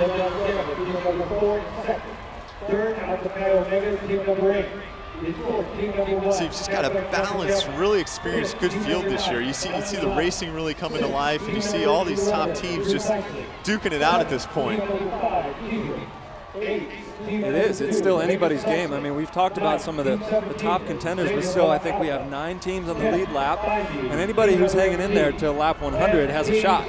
We haven't talked about them all day, but as a coach, if you don't always have the power to make an aggressive race, your strategy is, let's get to lap 100, and then we set you up for a sprint. So sure, they do have a plan. We just haven't talked about it. They do have a plan to set it up for one of their riders to sprint for the win. See Teter on the attack a little bit down the front stretch. Lisa Hutchinson on the bike for Teter. She's got a teammate out waiting for an exchange, looking over her shoulder to see how much separation. Melanzana staying right with her, and they're going to swing wide as well. A couple of those teams on the backstretch, both coming in for bike exchanges. It's where communication is so important. You kind of got to know whether you're on that inside slot or the outside slot. You got to talk amongst each other so you can make for a safe exchange. They did it quite well. They did, and it's something they've practiced all spring. I mean, the riders here have to come to mandatory track practices from February to April. Any rookie who wants to compete today has to take mandatory rookie hours, rookie week. There's a lot of work. They have to meet minimum GPA requirements. Delta Gamma and Howie, who, after handing this off, it's not a crash, but it's a trip to the cinders anyhow. She was moving. That was a quick exchange, for Delta Gamma. She was moving. It didn't slow down the rider getting on at all. So it may not have looked pretty, but that was clean. And that's just having kind of jello legs when you get off the bike. You can't always keep yourself standing. It's good effort. You know exactly how hard that is, Hans. It's hard to ride and run and then run and then ride and just keep doing it over and over again. It's one of those things that just kind of wears on you throughout the little 500. It does. Kyle Mega exchanges riders. 15 laps to go, 14 laps to go now. We've got ourselves a pack. We do. It's a big pack. This is a great race. I'm excited to see the finish here. I don't know what's going to happen. you know, and we've got Phi Mu in there, we've got Melanzana, we've got Alpha Chi Omega, we've got some teams we didn't talk about, which really makes for an exciting finish that it's kind of hard to script it at this point. It really is. It's exciting to watch, though. Wing It, getting set up for an exchange right now. Melissa Moeller gonna hand it off. Wing It Cycling. And Wing It was down. They put in a big effort to catch back up. So they are on the lead lap, as are 9 other teams. It's good effort there by Melissa. See, I think she's done for the day. I mean, with 13 laps to go, she's done her part. She set up her teammates. We'll see what they have for an end game. It'll be interesting to see what a number of people do with regard to when do you go to your best rider at how many laps. You're going to try to do exchanges and try to have the freshest rider at the end. You're going to let your best rider do the final 10. I mean, what do you want to do from the coaching end? There's a lot of different ways. That's exactly right. There are a lot of different ways. I mean, sometimes you want to set up, start stringing it out right here and burning every rider that you have, setting it up for your final, your sprint, your best rider on the track. There's other strategies too. You can send your best rider out early and have them try to get a gap. I mean, I expected that from Teter today. We haven't seen too much. We've seen a couple efforts, but they haven't been able to sustain a gap that they wanted.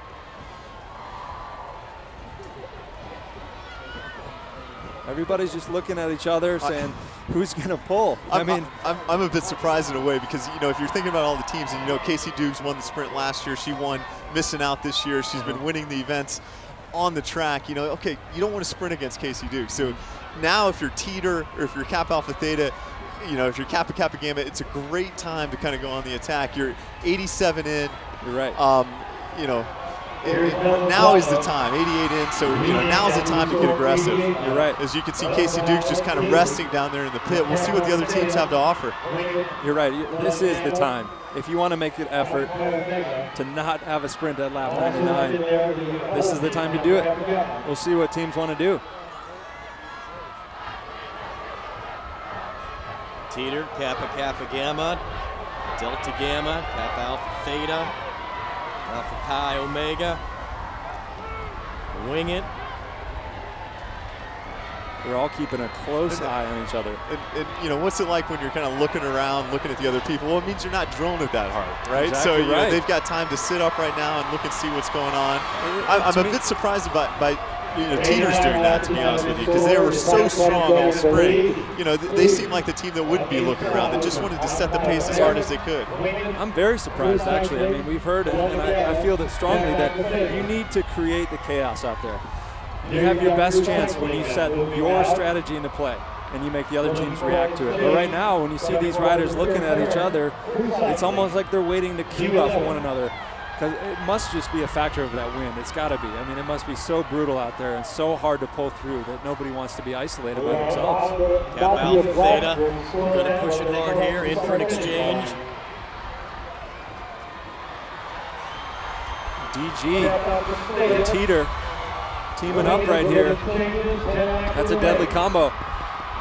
It is a tough combo, and I just thought about this for a second. Kappa Alpha Theta used to always do the ghost exchange, if you remember. You know, no rider on the bike, hop off the back. Kappa Alpha Theta is now doing the traditional kind of one left leg over, right side stepping off. A little bit of change there for the program. Teter going in for an exchange. DG staying out. Oh, they're getting set up. It looks like Casey Dukes getting ready to take the bike. Oh, no, she's coming back in. She's coming out. She doesn't know what to do. And they send her back out. Maybe they're faking it. They're going for it. We call that the fakie here at the track. Pam Lovick waves them on. You've got a rider out, so everybody thinks you're coming in for a gap, but then you just keep going and burn one more. I love it. Chelsea Phillips on the bike, the defending champ, Delta Gamma. Oh, and they're queuing a little bit. You guys at home, you saw that Teter exchange. Emma Coughlin was getting on. They were doing a bike exchange, and you saw a little bit of mishap in the pit. Slow Teter down, and DG just drilling it right now. Throwing a cat amongst the pigeons, taking it all to the bank right now. And guess what? They've got one of their strongest riders sitting here in the pit, ready to take that bike when they want to. So how many more do you do with Phillips? Lap 92 out of 100. It looks like it's going to be this lap. They're going to exchange right now. And this is the decision you got to make. And Casey Dukes is a sprinter, but she's got a great lead right now, and did she slip on the pedals a little bit? The pedals a little bit. I mean, that could just be a fraction of a second, but still, you want to maintain that gap as much as you can. She still has it. She still has a lead, and I think she's going to put in the effort now to try to extend that gap. This is it. This is where you make the decision, though. You got to lay your cards all out there and go all out. Decision has been made. Duke's back in the seat, and she's settling in. I think she can do it if she focuses and buckles down and does not look over her shoulder. You can't look back. You have to be dedicated. I don't know. I think you just have to be so focused and go for it. And the other teams are just kind of struggling to react. They're trying to get organized back there. The group Teter's now taking on a lot of the duty. Emma Coughlin with a hard pull. Kappa Gamma sitting on her wheel. They've got to team up and see if they can't chase down our defending champion, Delta Gamma. Now remember, a year ago, Chomeniak had that lead and was sitting on it through a large part of that race and got caught at the very end, and now the tables have been turned a bit as it's Dukes and DG who have the lead. Can they hold it for the rest of the race? That's a very good point, and this is racing at this point, so this may not be what DG had planned, but when you've got a gap, how do you react and how do you go with it? It looks now that the pack is going to catch Dukes from Delta Gamma. It's a great effort to come up, catch Dukes. But if you remember last year, Dukes had a gap for a while. Yes, they had a gap, and Pam, their coach, was telling her, slow down, slow down. Dukes slowed down, got back in the pack, and then won the sprint. And she's telling her this year the same thing, to slow down when she's come around the last 2 times. And now Teter. So Teter probably doing what is their final exchange there. Coughlin to Hutchinson. And who do you think would be the sprinter for Delta Gamma? You've got Dukes on the bike right now with 6 to go. You know, they called it Deja Dukes. I mean, this is reminiscent of last year in so many ways.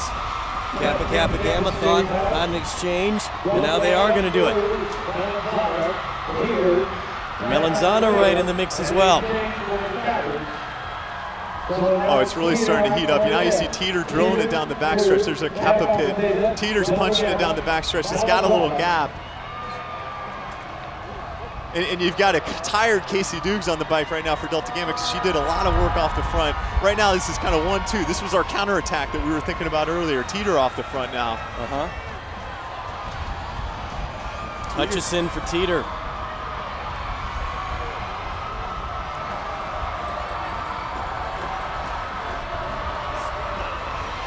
I think every team has the rider that they want on the bike for the last lap. Going to have to see what their strategy is here. 3 to go. Chomeniak. 4 to go. 3. And you see they're all grouped back up together, and you know, Chomeniak on the bike for Theta, Lisa Hutchinson for Teter, Casey Dukes for Delta Gamma. You've got Cru Cycling in there. You've got Kappa Gamma. You've got Pi Phi on the outside. You've got a huge pack rounding out the 26th women's little 500 here. This is great. This is exciting. This is going to be a good sprint. Who's going to make the first move and when? These are the same ladies that were there last year. So we saw it play out one way. And now we have to figure out how it's going to play out this year. You know, Kappa Gamma always rides aggressive.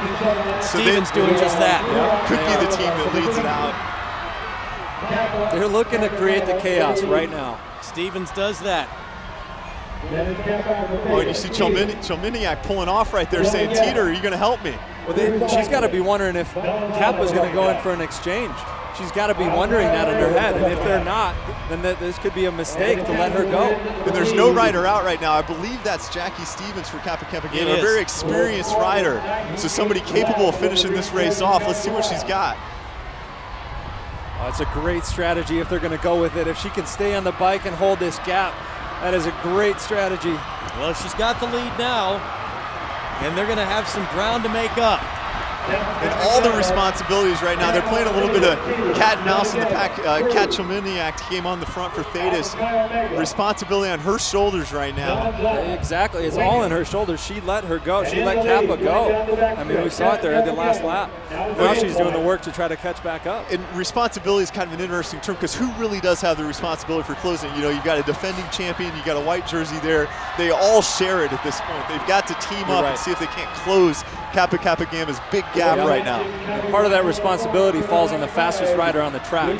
The winner of ITT's Kat Chominiak. She's doing a lot of work right now. She's got one lap to go. Lap and a sprint. Can Stevens hold on? Oh my God! It's Jackie Stevens has got the gap, and she's making this race right now. And Kappa Alpha Theta is trying so hard to close it. Chominiak and Dukes giving chase. Oh, she's coming fast. She's coming fast from the back there. Chominiak wants this bad. She's out of the saddle. Can she erase the bitter memory of last year? Is it going to be Dukes hitting the gas on the repeat?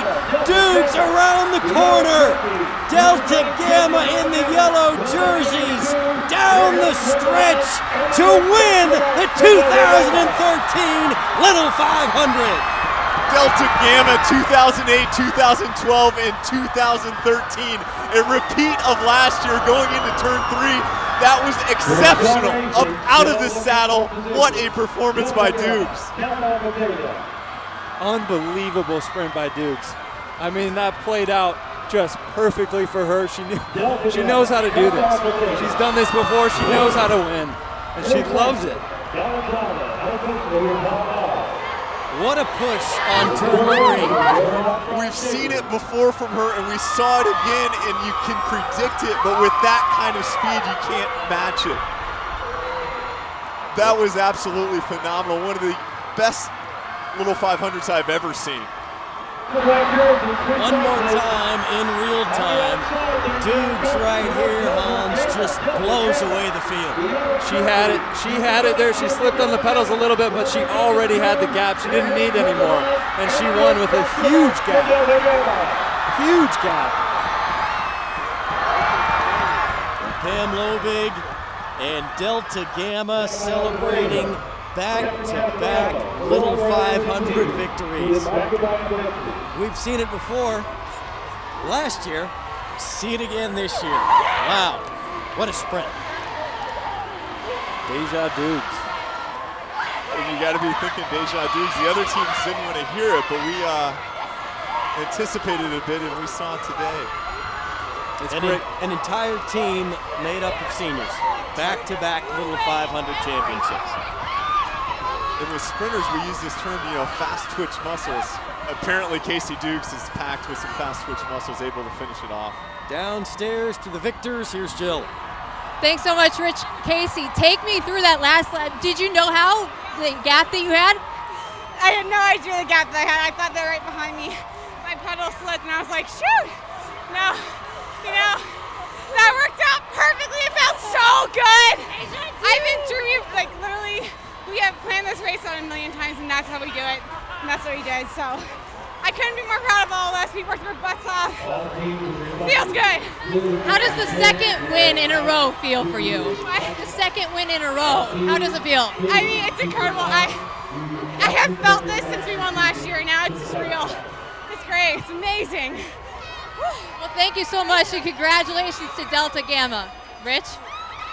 A little emotion down there in the pit, gents. Oh, teamwork too. You know, Casey got to finish it off, but it was Kelsey Phillips, big first set. You know, Emily Lobeg, Alexis Howie, picking up 2 wins in a row. It was a team effort, as you mentioned. Seniors on this team. I thought it was going to be a great race. It was. It was a great race. It was fun to watch. I mean, so many teams in contention down to the last lap. Right when you think one team is going to win, another one's pulling back and wins the sprint. I mean, it was great coaching by Pam. She really taught the riders how to react and respond and know what to do out there. And so many different ways to do it and think about it and figure out the strategy from each side. But Delta Gamma, knowing they had a plan, executing it perfectly, and knowing this is where we wanted it as we take a look at our unofficial results. Delta Gamma, Kappa Alpha Theta, Wing It, Cru Cycling, and Melanzana unofficially 1 through 5, and we'll have the men's race for you tomorrow here on Access TV. But Delta Gamma can celebrate tonight with another championship, back-to-back titles for DG. Congratulations. You've been watching Access TV's exclusive coverage of the 26th Women's Little 500. The executive producer of Access Sports is Daryl Ewald. Director today, Erica Ferrero. Our features producer, Mike Ricci. Access TV engineering, Dan Neighbors and Lonnie Thomas. Manager of live events operations, Chris Markwell. Post-production, Andy Edwards. And thanks to all the hard-working men and women who make this happen, especially the IU Student Foundation. From broadcast partners, Jason Sonneborn, Hans Arneson, and Jill Savage. Rich Cellini reminding you tomorrow at 2 Eastern, 11 Pacific, we will have the men's Little 500 here from Armstrong Stadium. Good night from Bloomington.